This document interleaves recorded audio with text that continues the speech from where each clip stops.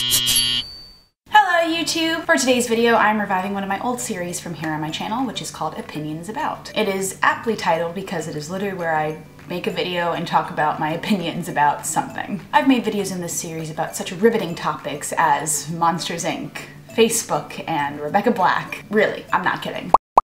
But for today's video, I'm going to be talking about my opinions about the assassination of Gianni Versace. If you are new here, hello, my name is Tori Cyclic. I make new videos every Sunday for Cyclic Sunday with other videos throughout the week. If you like what you see, like this video down below and subscribe while you're down there as well. You can also follow me on Twitter and Instagram in the description at tss6295. Now let's get into the video. First things first that I'm going to say about this, I know I'm extremely late in watching the assassination of Gianni Versace. I had a lot of other shows to watch, like The Office for the 12th time, and Chuck for the 6th time. I also just really like binge watching shows, so for me, that kind of works better. When I heard that this show was being made, I was really excited about it because I am a massive Darren Criss fan. I've been a fan of Darren Criss since a Harry Potter musical. I saw him in Hedwig on Broadway. I fangirled massively when he was on Glee. And when I heard that he was going to be taking on a more serious kind of role, I was like, ooh, this is going to be a lot of fun, a different kind of thing for him for his career, and for us as fans to see him do something else. I was really excited about that. Also, I didn't really know anything about this story about Gianni Versace and the murder, and I honestly didn't even know that he got murdered.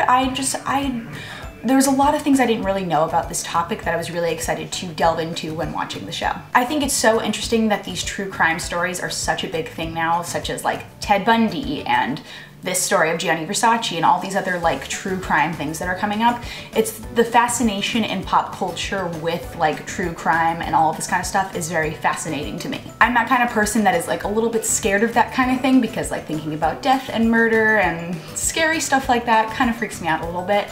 But then I do go down like a dark, deep hole of the internet reading about these articles when like there's this new series about the Black Dahlia murders, and then I read that article and then I read something else, and then I keep going down this like rabbit hole of all this information. All of this stuff that's being portrayed on TV about Ted Bundy, Gianni Versace, Black Dahlia, all that kind of stuff, it's all based on real people. Like, real people had the motivations to do all of these things. Like, that's just such a crazy thought to me. So yes, even though a lot of these things on these shows are made up because like the real conversations aren't actually recorded or known, it is very interesting to watch the progression of like the made up stuff into the real time thing that actual happened, into like the rest of the made up stuff, into the next real time thing that happened.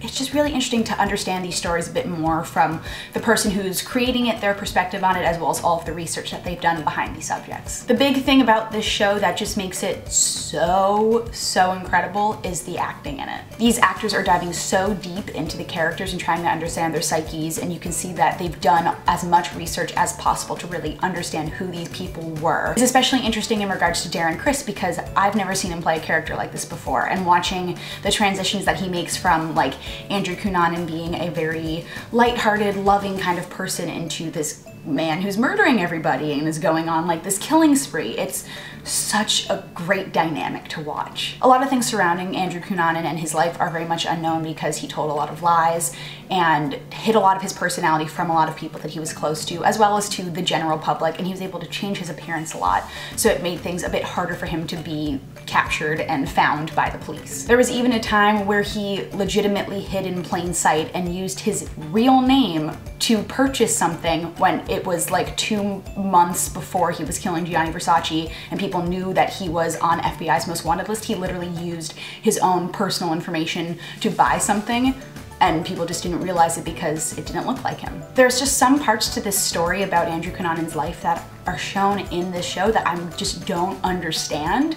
As a person, I'm like, how did that not get to the FBI, or how did this not make sense to people? Something that's very cool about this show is the splendor of Gianni Versace's life versus the non-splendor of Andrew Cunanan's. Gianni Versace, as we know, was a designer and very rich and was this huge gay icon, and a lot of things about him were about the life that he lived with money and fashion. You see that a lot in especially like the villa that he lives in Miami and like the clothing that the actor wears. Whereas with Andrew Cunanan, he's wearing a lot of grungy clothing, he's on the run a lot, he's stealing cars, stealing guns. There's a lot of things that are different between these two people, and even though their like lives cross paths a lot, you see the differences that are very, very stark between them and shown very, very clearly. My two favorite episodes of Gianni Versace are episodes 4 and 5, which are mostly surrounding the stories of Jeff Trail and David Madsen and their relationship to Andrew Cunanan, as well as their murders. The two actors who play Jeff Trail and David Madsen are incredible. Finn Wittrock plays Jeffrey Trail and Cody Fern plays David Madsen. The two of them play these tortured people so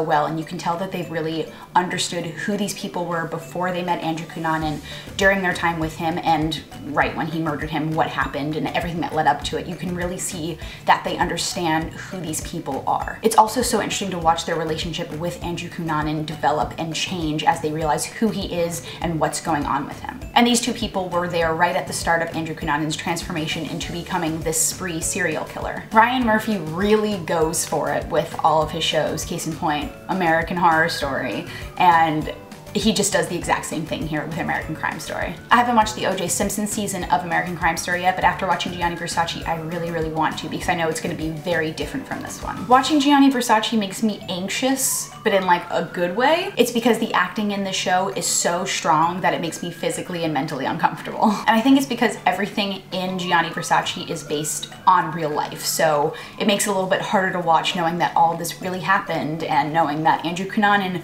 really had this shift as a person and became a murderer from little events that happened. I'm excited to see what the next American Crime Story season is going to be, because I don't know what the next story could be. I'm very interested in the Joe Monet trials. I feel like that would be a really interesting one for Ryan Murphy to tackle. So that is all I have for you guys today for opinions about. In the comments down below, if you have watched the Assassination of Gianni Versace, let me know what you think about it down in the comments. Also, if there's anything you would like me to give my opinions about for another video in this series, I kind of want to start bringing this one back, let me know about that in the comments down below as well. And as per usual, whatever you want to see here on my channel from me, let me know down there too for any ideas. And like I said before, you can follow me on Twitter and Instagram, all of that is in the description. Like and subscribe down below too.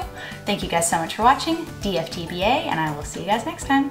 Bye!